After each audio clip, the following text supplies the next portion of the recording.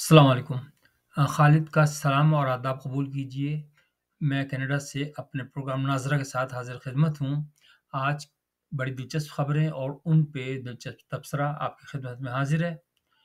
हमेशा खुश रहिए, कह-कह बखेरते रहिए और कह-कह समेटते रहिए। ज़िंदगी का यही मकसद है। हम पाकिस्तानियों के ऊपर बहुत ज़ुल्म हो चुके हैं। अब मेरा ख़्याल है कोशिश करें कि हम अपने उससे निकल जाएँ। जो हम पर बुरा वक़्त आया हुआ है, इज्तमाही तौर से कोशिश करें।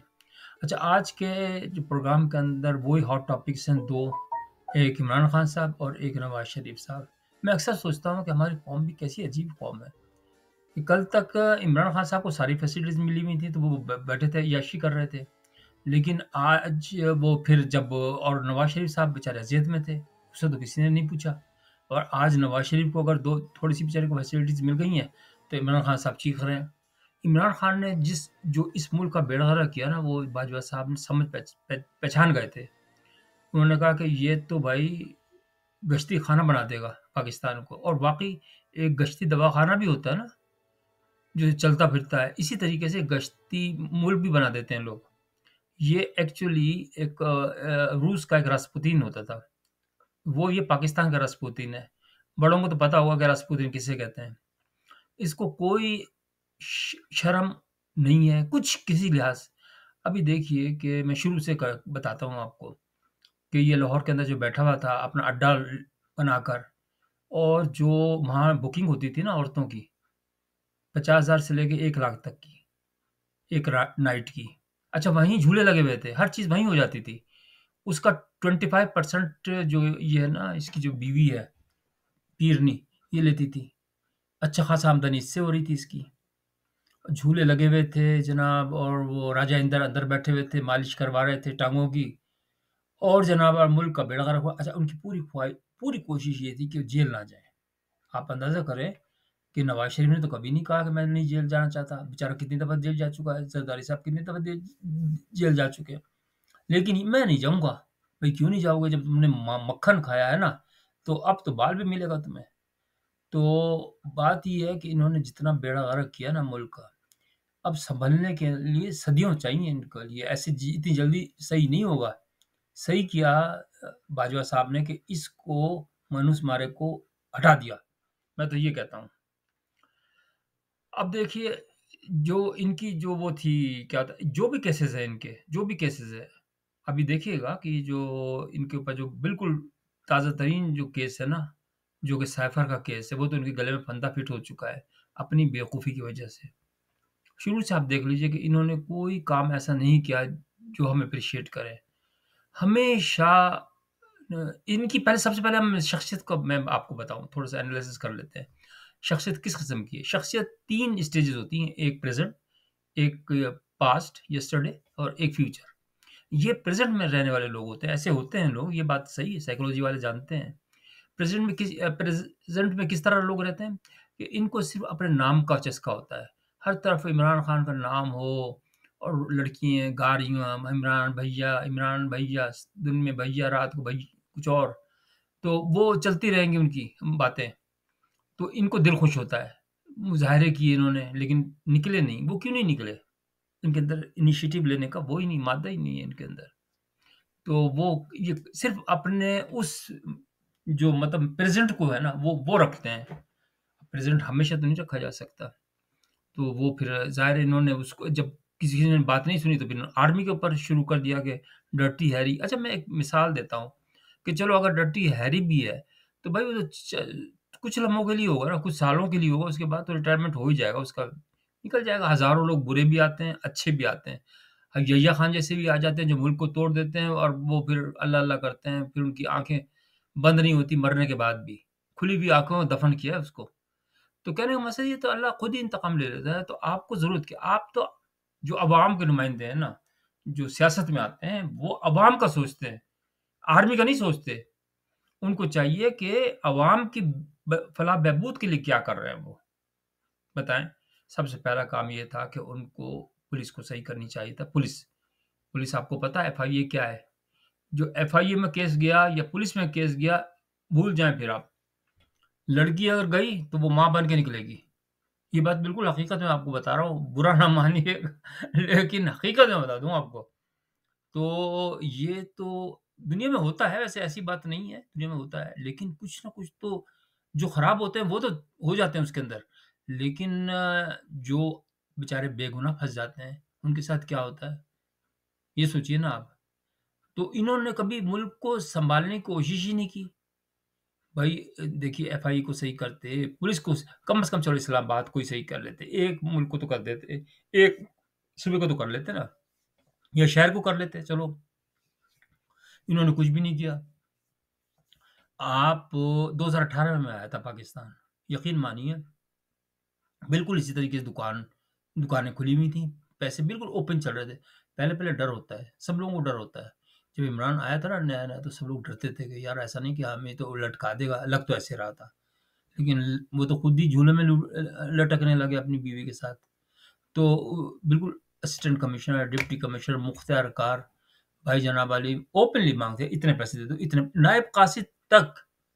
वो तो अल्लाह का शुक्र है हमारा बस एक था वो मकान जो था ना, फैमिली का मकान था वो बेचने का मसला था। ओह हो! हमें तो भैया लकीरें निकल पाई नाराज़ से। लेकिन अल्लाह अल्लाह करने वाला है। असिस्टेंट कमिश्नर के पास मैं गया, उसके बच्चे भी कनाडा में थे। तो अल्लाह का शुक्र है भाई, अल्लाह देता है। तो अल्लाह ने जाके वो कर दिया काम। लेकिन मैं ये सोचता हूँ कभी-कभी कि गरीबों का क्या होता होगा? गरीब जिनके पास पैसे नहीं होते तो मर जाते हैं। अभी देखिए इतने बड़े-बड़े फ्रॉड हो रहे हैं, रियाज़ मलिक के जो फ्रॉड हो रहे हैं, मैं तो हैरान होता हूँ कि इस कदर ओपन फ्रॉड हो रहा है और कोई पूछने वाला ही नहीं है ना, कोई पकड़ने वाला ही नहीं है। ये तो गलत बात है। अब फिर बाद में थोड़ी-सी डाइवर्ट कर लूँगा। अब आप देखिए कि जो अकबर मोटा है, मशहूर, इसका अगर आप किसी जहन्नुम का आदमी देख रहे हैं ना, तो अकबर मोटे की तस्वीर अपने पास रख लें। आपको नज़र आ जाएगा कि जहन्नुम के अंदर ऐसे आदमी होंगे।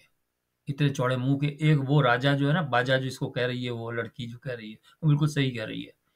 भाई तुम आर्मी के अंदर रहे, तुमने एन्जॉय किया स्टेटस, आज तुम आर्मी को बुरा कहते हो?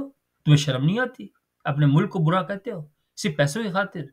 तुम्हारी बीवी किस तरीके से कल मैंने ऑडियो सुनी, इतनी गंदी-गंदी बातें कर रही थी वो।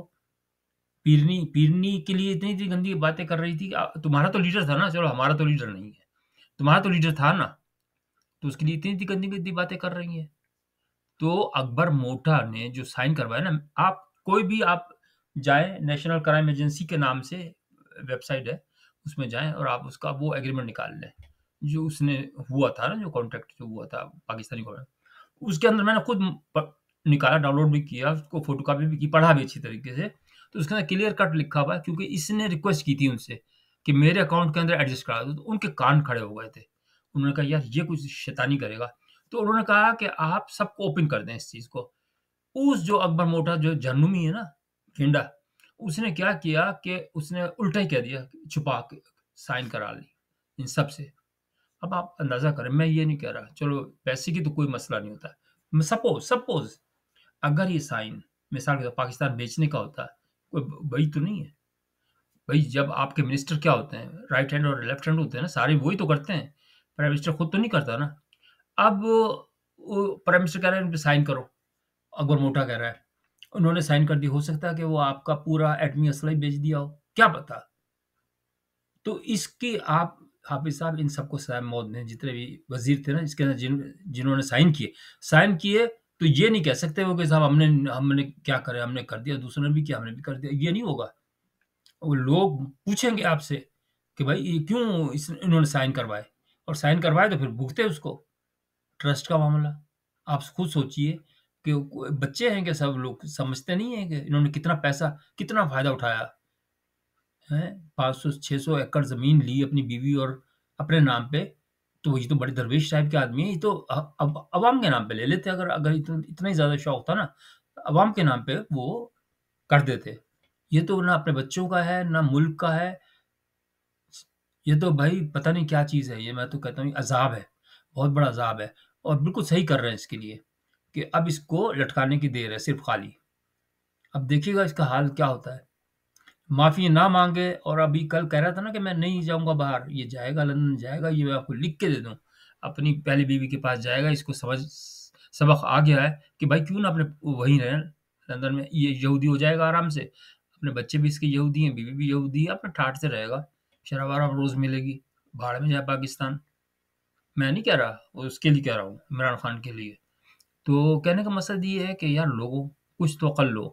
अब तुम बच्चे जो है ना खामख़ा के इसके पीछे लगे हुए कि ईमानदार, ईमानदार कहाँ से हो गया, मुझे मेरी समझ में नहीं आता। कि ईमानदार, घड़ियाँ बेच दी इसने, भई तोहफ़ा तो कोई बेचता ही नहीं, आज तक कोई किसी ने तोहफ़ा बेचा है? मुझे ये बताइए, तोहफ़ा कोई बेचता है? हाँ, अगर आपने देना है किसी को, तो आप दे सकते हैं, तोहफ़ा कोई रोक नहीं है। बेच नहीं सकते, बेचेंगे तो फिर आपको उसके डॉक्यूमेंट पूरे करने पड़ेंगे, क्योंकि आप कभी नायब कासिद भी तो नहीं रहे ना, मसला ये है गवर्नमेंट में, तो आपको कुछ तो पता हो जाता, क्या किस तरीके से होता है। बहरहाल अल्लाह ताला दिखाएगा ज़ाहिर है आपको जितना आपने किया है। अच्छा, अब आते हैं नवाज़ शरीफ साहब के साथ। नवाज़ शरीफ को अगर हिफाज़ती ज़मानत मिल गई तो उन पे किसी ने एहसान तो नहीं किया, वो तो सबको मिलती है, उसमें क्या कौन-सी बड़ी बात है। अब वो केस चल रहा है, 2 दिन की और वो मिल गई है, या तो वो जेल चले जाएँगे, जेल जाने में उनको कोई आर नहीं है, उनके पीछे देखने वाले भाई भी है, बेटी भी है, सब है, कोई मसला नहीं है, कोई प्रॉब्लम नहीं है, वो शेर है, सही मायने में शेर है, इज़्ज़त जानता है किस तरह इज़्ज़त दी जाती है और किस तरह इज़्ज़त की जाती है। ये इस तरह थोड़ी होते हैं कि हर दफ़ा गिरबान पकड़ने को आते हैं इनके जितने भी थे वो उस्मान डार टाइप के लोग, शेख रशीद टाइप के, अच्छा सारे छोड़ के चले गए इसको, सारे one to all. Asad Umar जिसका बाप जनरल था, जिसने बांग्लादेश में जिसके ऊपर 1 मिलियन 1 लाख लोगों का बेगुनाह बंगालियों को कत्ल का इल्ज़ाम है उसके ऊपर। उसको इसने बनाया था इसीलिए, और भागा कैसे जल्दी से 2 मिनट के अंदर, उसका तो नाम नहीं है ना। आप ये खुद सोचिए, उसका तो नाम नहीं कहीं पे भी। तो मैं सिर्फ़ अपने अवाम से कहना चाहता हूँ, अवाम, देखो भाइयों और बहनों, समझदारी से काम लो। आर्मी कभी मुखालिफ नहीं हो सकती पाकिस्तान के लिए, अपने मुल्क के लिए कौन मुखालिफ होगा? हाँ, कुछ लोग हो सकते हैं, कुछ लोग तो बिक भी जाते हैं, ये तो गद्दार भी होते हैं, ऐसी बात तो नहीं है। लेकिन उनकी इस तरह आँखें बंद करके दूसरों को कहने बुराई मत करो, और अपनी अपनी जो फ़ोर्सेस हैं उनके साथ रहो, और हाँ, इनको खींचते रहो पॉलिटिशियंस को कि भई अवाम के लिए करें आप काम। अब ज़रदारी साहब हैं, मुझे लग रहा है कि यही गवर्नमेंट में आएँगे, इनकी गवर्नमेंट बनेगी अगर ज़रदारी साहब, एमक्यूएम और कौन-सा? वो वज़ीरुर रहमान। अच्छा, अभी थोड़ा-सा अगर फेंक दें ना चारा एमक्यूएम के सामने ज़रदारी साहब, तो यकीन मानिए वो दुम हिलाते हुए आएँगे। मैं उनको कुत्ता नहीं कह रहा, अस्तगफुरुल्लाह, कुत्ता तो बहुत अच्छा जानवर होता है, मैं तो बहुत पसंद करता हूँ। मैं कहता हूँ या अल्लाह, जिस तरीके से कुत्ता अपने मालिक से वफ़ादारी करता है, हमें भी ऐसे एक बना दे कि हम भी अपने मालिक से वफ़ादारी करें। कुत्ता बड़ा वफ़ादार जानवर है, इसको तो खामख़ा के अंदर नापाक किया हुआ है, लेकिन वो तो इंतहा से ज़्यादा अपनी जान दे देता है, किस कदर, थोड़े-से खाने के लिए। तो मेरा कहने का मकसद ये है कि भाई अपने मुल्क को बचाने के लिए आप लोगों को भी मज़बूत होना पड़ेगा। इस दफ़ा इलेक्शन अगर होते हैं, तो कम से कम वोट तो सही जमात, अब तो जमात को देना ही नहीं है आपने किसी को भी। आपने अच्छे उम्मीदवार को देना है। कोई भी अच्छा उम्मीदवार, चाहे वो सिंधी हो, चाहे पंजाबी हो, या महाजिर हो, या सराइकी हो, या कोई भी हो, अच्छा हो। ऐसे कहने वाला नहीं, जो काम करने वाला हो। तो फिर देखिए आप स्टार्ट के अंदर अगर न्यूट्रल देखिएगा आप आएँगे, जो इंडिपेंडेंट होंगे ना, वो इस दफ़ा जीतेंगे। बाकी अल्लाह के हाथ में भी है भाई, अल्लाह से दुआ भी करें कि अल्लाह ताला हमारे मुल्क को सलामत रखे और हम खुशियाँ देखना नसीब करें। हम भी आएँगे इंशाअल्लाह ताला अपने मुल्क के अंदर अनकरीब जब भी मौका मिलेगा। खुदा हाफ़िज़, अपना ख़्याल रखिएगा। प्रोग्राम पसंद आया तो लाइक कीजिए।